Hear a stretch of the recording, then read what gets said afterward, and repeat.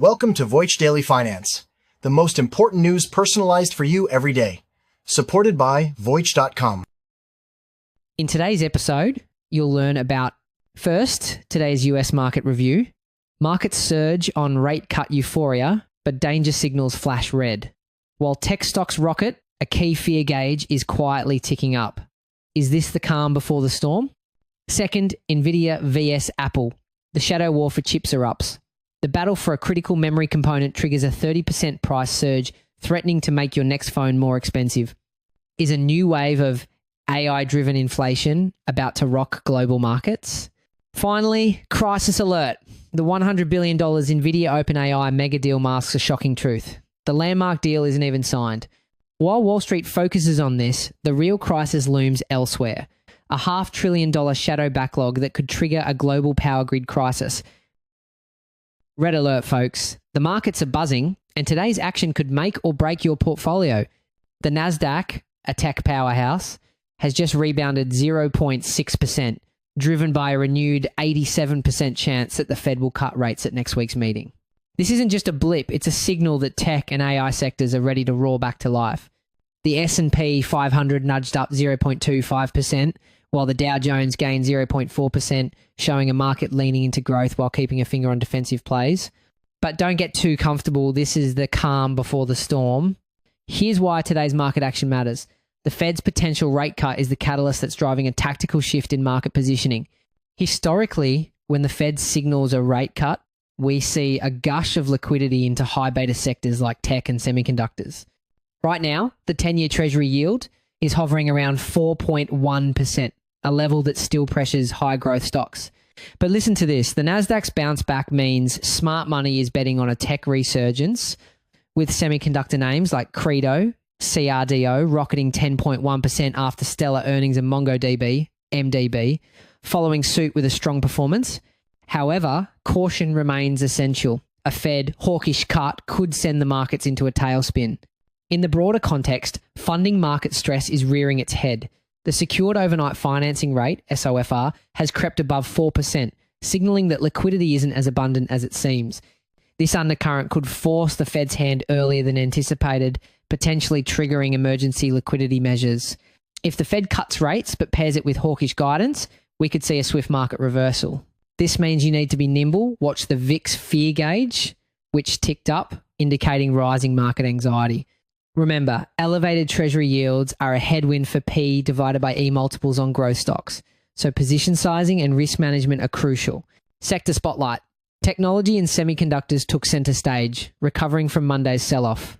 The semiconductor ETF SOX is a key player, and cloud computing names are making waves. Look at utilities like NRG Energy, up 79% year-to-date, fueling speculation that AI-driven electricity demand is set to skyrocket. But don't ignore financials. The XLF ETF is poised to benefit from higher net interest margins. Good advice makes you rich. Bad advice costs you a fortune. Listen to me, today's the day to act. Short term, if the Nasdaq holds above 19,000, overweight tech and semiconductors like CRDO and MDB by 4 to 5%. Target the SOX ETF at $110, but set stop losses if QQQ dips below 420. For a medium-term play, if the Fed confirms a dovish cut, trim mega-cap tech positions, reduce Meter and MSFT by 5 to 10% and rotate into financials like JPM and BAC.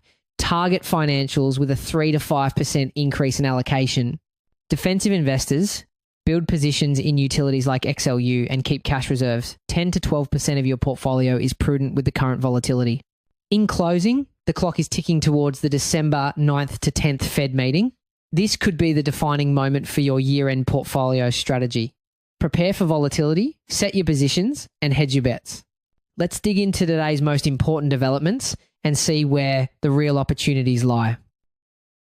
Remember how we were talking about the AI capital expenditure supercycle turning data centers into an economic force? Well, today, that story has a concrete new twist. The AI boom is about to hit your wallet. Nvidia, the dominant force in AI chips, just made a move that analysts are calling a seismic shift for the supply chain. Believe it or not, the company is now competing directly with Apple and Samsung for the exact same critical memory chips used in high-end smartphones and laptops. The key here is a shift to a type of memory called LPDDR, or low power double data rate memory. Now, this is the kind of energy efficient memory that's usually been the domain of mobile devices. So to reduce the massive power consumption of AI data centers, Nvidia wants these same chips for its new AI accelerators. This move essentially creates a new massive source of demand that the supply chain simply wasn't prepared for, pitting the AI industry directly against consumer electronics giants. This connects back to our earlier point on the pressure from data center power needs. The squeeze is now spilling into mobile class memory, directly colliding with consumer devices. And the fallout is already happening. The battle for these components is causing a massive price surge. According to Counterpoint Research, memory prices are expected to jump 30% this quarter alone, with another 20% increase projected for early next year. This isn't just about your next phone costing more. This is a macroeconomic event. We are seeing a new wave of what experts call AI-driven goods reinflation. You might recall we flagged the inflation channel running through rising electricity demand from data centers. Today, the focus shifts to the goods side, the components themselves. Just as inflation from the pandemic was starting to cool, this new demand shock could seriously complicate the final, most difficult phase of the fight against inflation for central banks. And the proof is already in the numbers. Producer price indexes, which measure costs at the wholesale level, are already showing this spike. For example, recent data from TrendForce shows spot prices for some types of memory jumping by up to 30%, which confirms these aren't just forecasts. The price pressure is happening right now. An imbalance of just 1 or 2% is enough to trigger sharp price increases. Right now, that imbalance is hitting 3%, a level analysts call very significant. This isn't just a forecast. It's a reality hitting corporate bottom lines. Dell's chief operating officer called the rate of cost increases unprecedented. But the rabbit hole goes deeper. It's not just memory. Alibaba's CEO warns of shortages across the entire semiconductor supply chain, calling it a relatively large bottleneck that could last for the next 2 to 3 years. This trend aligns perfectly with the broader supercycle dynamics we've discussed, where accelerated server demand becomes its own economic force and keeps pressure elevated. For Chinese companies like Alibaba, the situation presents a fascinating duality. On one side, they face the same global market shortages, while on the other, they're also wrestling with US export controls that restrict their access to the most advanced AI chips. This dual pressure is forcing an interesting adaptation. We're seeing reports that major Chinese tech firms are now moving their AI model training operations to data centers overseas, particularly in Southeast Asia, just to be able to access the Nvidia chips they need. This is a real-time example of the geopolitical pressures around sovereign AI that we've highlighted before, shaping where compute actually gets built. So what does this mean for you? These components make up as much as a quarter of the cost to build a typical PC or smartphone. Analysts at Bain & Company calculate that the current price spikes will increase total manufacturing costs by 5 to 10%. That cost is likely heading straight to the consumer. Smartphone giant Xiaomi is already telling the public to expect a sizable rise in product retail prices. The core conflict is clear. The insatiable demand for AI data centers is cannibalizing the components needed for the world's most popular gadgets. Beyond the rising cost, the bigger issue is the inability to secure enough parts at all, which directly constrains the production of electronic devices. And as we've noted, this cycle rests on a varied hardware mix, making the upswing more resilient and the shortages harder to unwind quickly. Looking ahead, this shortage is triggering what analysts are calling an AI-induced capital expenditure supercycle. In simple terms, semiconductor companies are now scrambling to build new factories and expand production to meet this unexpected demand.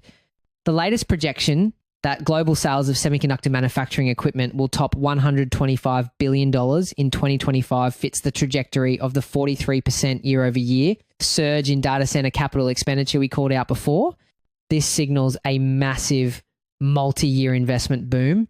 The key focal point to watch will be these capital expenditure figures and fab construction timelines. While this investment may eventually ease the shortage, it also carries the risk of a future bust if the industry overbuilds and AI demand doesn't meet today's sky-high expectations.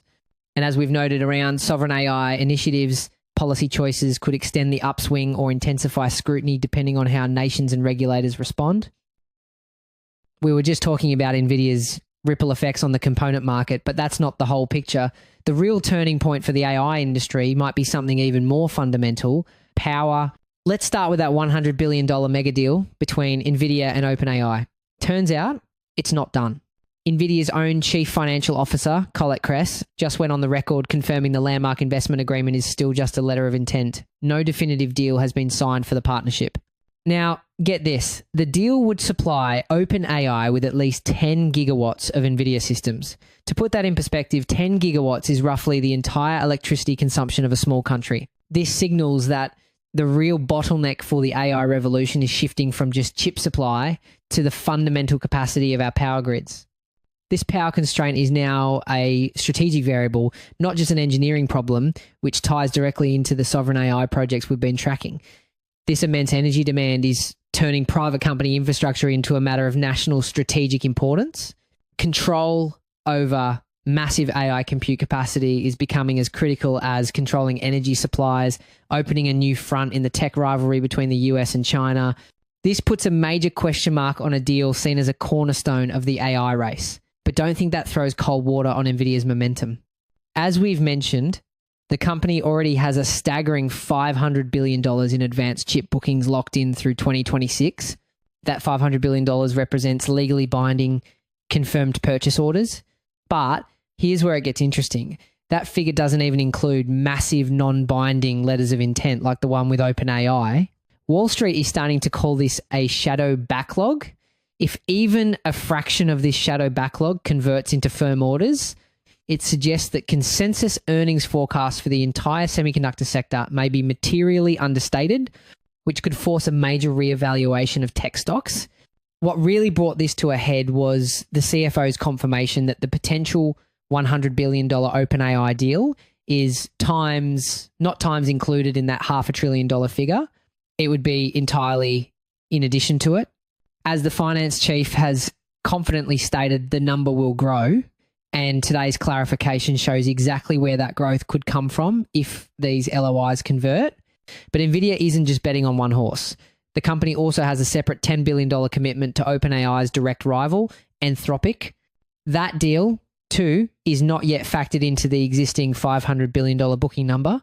As we've flagged before, these multi-pronged bets are feeding the debate around circular financing. This strategy of investing heavily in its own major customers is fueling intense debate on Wall Street about an AI bubble and so-called circular deals. It's a practice where a company invests in its customers, who then use that same money to buy the investor's products. This can create a feedback loop that inflates revenue figures and stock valuations without reflecting genuine market demand. It's a dynamic that's drawing uncomfortable parallels to the round-tripping schemes seen during the dot-com bubble, which led to major corporate scandals. If a correction comes, it could trigger a broader tech sell-off and stall capital investment across the economy. The upshot is this: even with its biggest headline deal still up in the air, Nvidia's order book is already overflowing. The potential addition of over $100 billion from two competing AI giants only solidifies its central and increasingly controversial role at the heart of the entire AI ecosystem. So, what should we watch for next? The key focal point is no longer just chip production. The real leading indicator for the pace of AI deployment will be capital expenditure in the energy and utility sectors. Keep an eye on announcements about new power plants and grid upgrades. And as we've been tracking, also watch big tech capital expenditure guides, whether the major clouds shorten server depreciation schedules. If they do, that's a red flag. And the gap between reported profits and free cash flow at the big spenders. Finally, those sovereign AI projects we highlighted a while back could amplify this two-speed economy dynamic, redirecting demand and adding even more strain to regional power grids. That's it for today on Voice Daily Finance. Follow, share, and stay tuned for daily updates coming your way tomorrow.